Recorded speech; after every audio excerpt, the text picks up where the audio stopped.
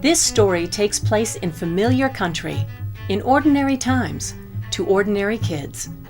A time when kids routinely go to school, do their chores, play sports, and live with their families. Now, even though this is all true, what's also true is that these particular children are experiencing an extraordinary journey that alters their reality forever. Although their lives are shrouded in misty clouds of uncertainty, their voices are clear, and they want to tell their stories so that others may benefit from the telling. I would tell you once upon a time that there's a thing called cancer that kind of invaded my life pretty much and took away things that like most kids wouldn't imagine, like childhood or like carefreeness. Once upon a time, there's a three family of bears. I'd say three family of bears. And there was a mama bear, a teenage bear, and a cub. And the mom got hurt when something happened. And then when I was 3, I remember hearing Dad was sick, and that's when my parents first talked to me about what cancer was. I just remember all of these horrible things where my dad would come home with tubes hanging out of his neck and just these, it was like he was a monster, but yeah, I still loved him so much. Once upon a time there, my sister was like born sick and she couldn't breathe really well, and her heart was in the wrong spot. There was a little daddy's girl who was always with her dad, but then he got sick and then he moved out, and now she's trying to spend as much time as she can with him. And we don't know if he'll make it. So once upon a time, life was good, and the things the kids were concerned about were things like what clothes to wear, how's my hair look, did I study enough?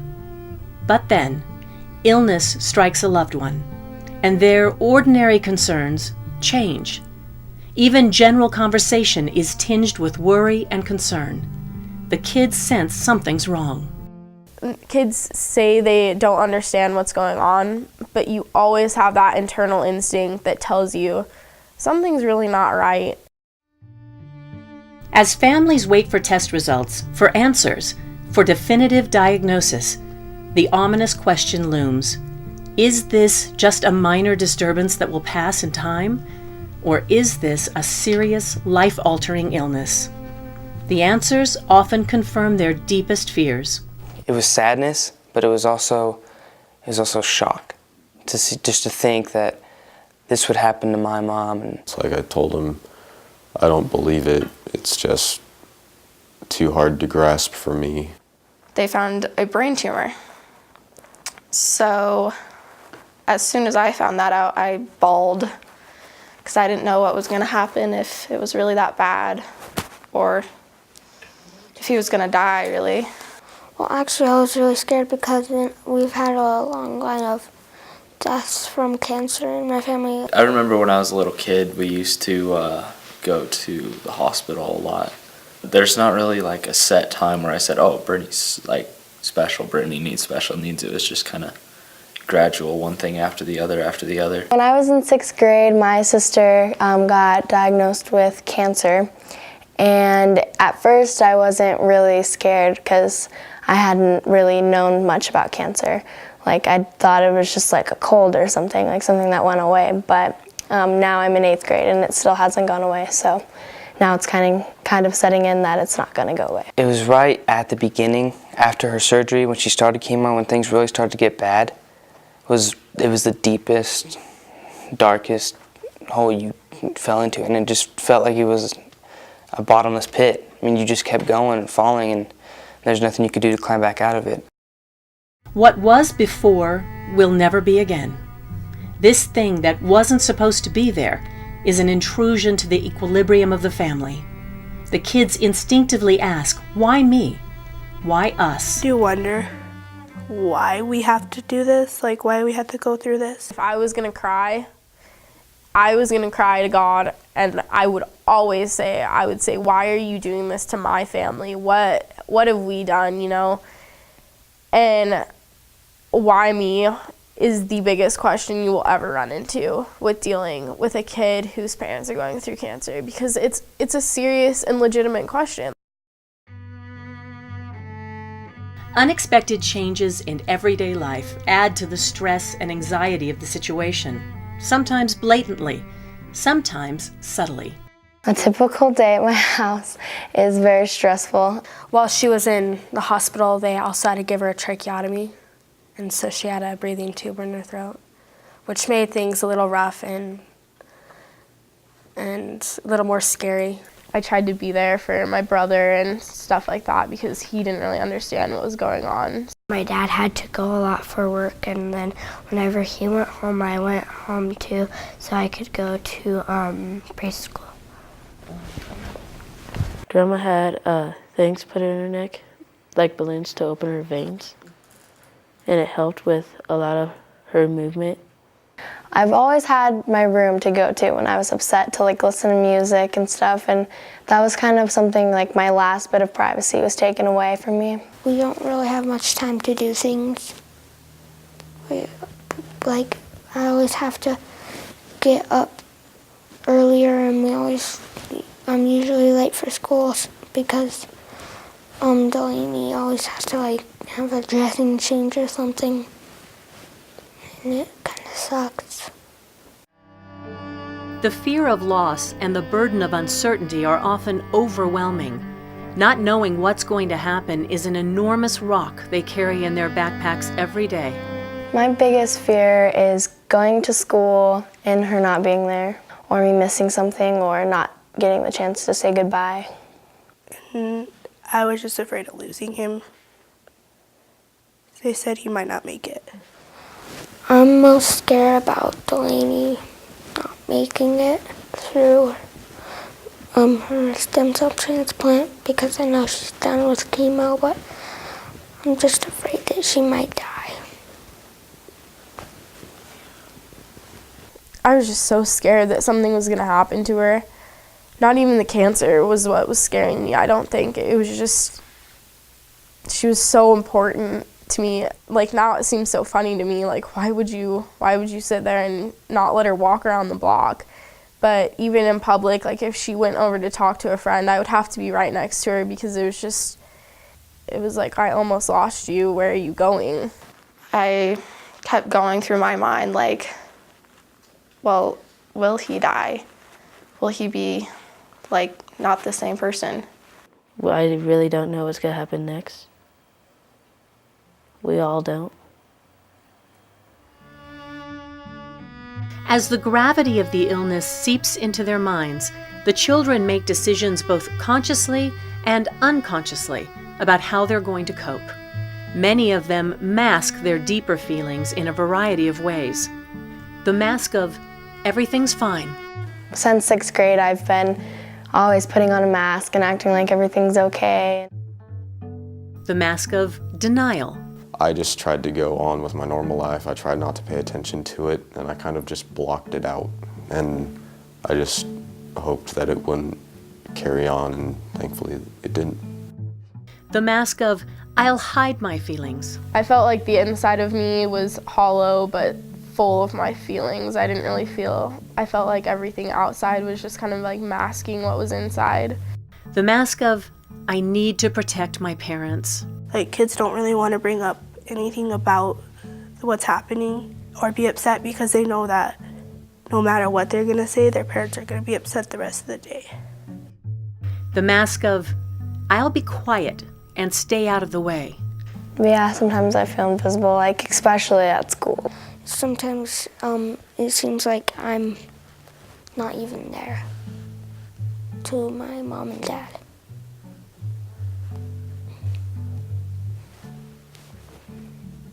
That really makes me upset. The mask of I can't get the words out. It's hard to like act normal when you just want to like burst out crying or tell people. I'll just like start crying and they can't understand me, and it's hard to tell people when you can't even like mutter out the words. The mask of, I need to save my mom. I have to be the person that's bright and happy and trying to get her better and trying to make her happy. The hushed conversations that swirl around the children, which are intended to protect them, only feed their fears. What they want is to be included in the conversations, to be told what is going on. My parents have told me everything, practically everything that I would understand.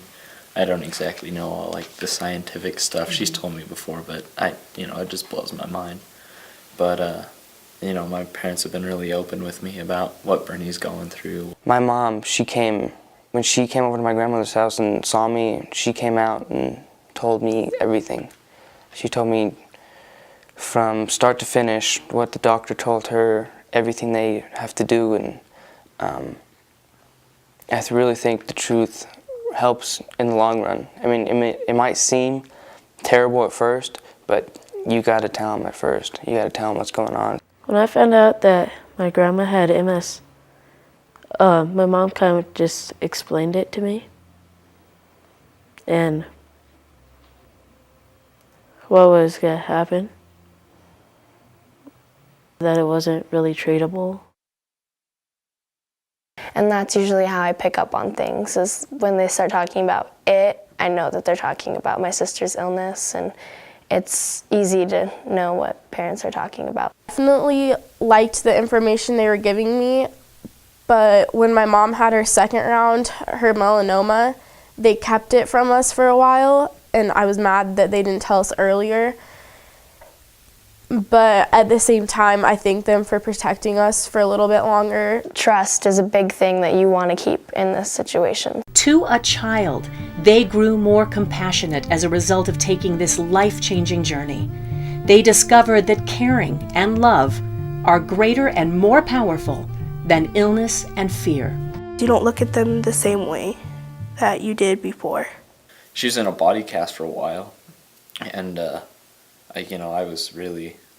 I tried to be really nice to her, and I remember building with Legos and doing all kinds of stuff with her and pushing her around in the stroller. Me and my brother did everything we could to help her out, and we'd always go to her chemo treatments and everything, and do whatever we could for her. It was an unbelievable benefit for us. I know that's really weird to say, but I'm kind of glad that my mom got it and survived, because it strengthened our bond so much. Like, I love my parents already, but after that, it's like I can't even picture a life without them. I love them to death. I just really be there as a friend, keep them company, do normal things. We used to play when she used to be in bed, and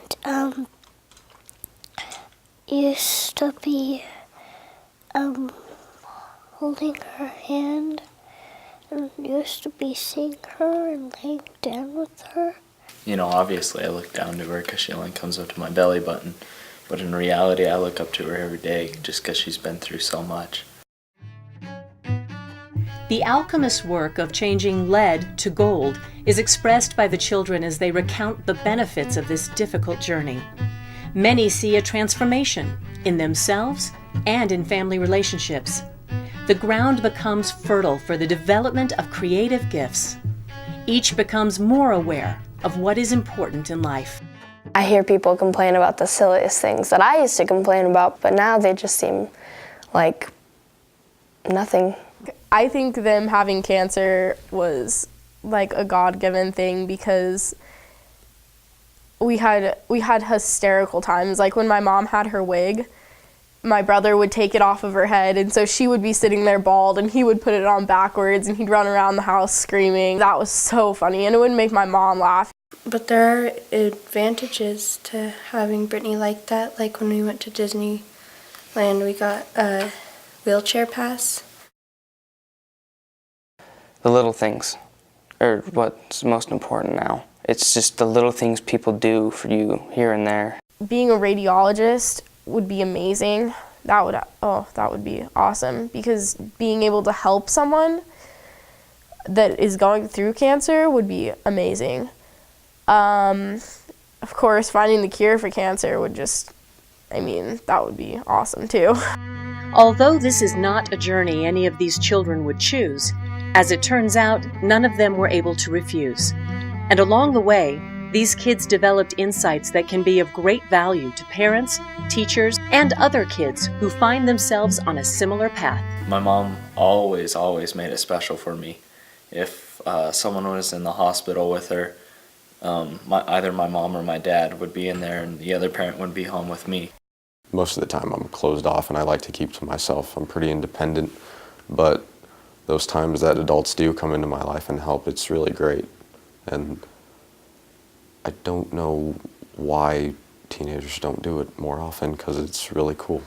I have to say my dad was always there for me, even when he couldn't be there for my mom, because, I mean, they were divorced, and so when he couldn't be there for her, he was there for me, and he was one of the figures that told me, you have to push through this too. Something that parents can do is listen and be a parent, because I understand that parents are stressed out with the same situation, but they still have to be an adult and a parent to the child. If I had to tell parents something, it would be talk to them. Talk to your kids about it. Talk to the teenagers about it. Be there for them, because if you don't pay attention to them, like they could bottle up their emotions and they could do something drastic. What I guess that parents should really know about kids is that sometimes they kind of need their space and don't really want to be bothered when they have a friend that is going through a major illness. They sometimes get really upset about it. I know I do. The way it changed things for me at school was that at first I kind of became a little distracted from everything, but I kind of had to forget about everything, and school was really where I could escape. I actually like being at school because I don't have to worry about anything else. It makes me happy being there with my friends. Something I would say to teachers is patience. A lot of patience, because I know in class I'm not 100% ever focused on work, whether it's like something that's bothering me at school or my sister being ill. It's always a continuous burden in my mind. When my dad's sick, I like to talk to the counselors. They help a lot. And talk to friends. Something that happens in group that helps is just internally, it's like a longing for other kids to kind of see what you're going through. And if you go into group, of course other kids are going to be there that are going through the same thing. So it's like a reassurance that you're definitely not alone.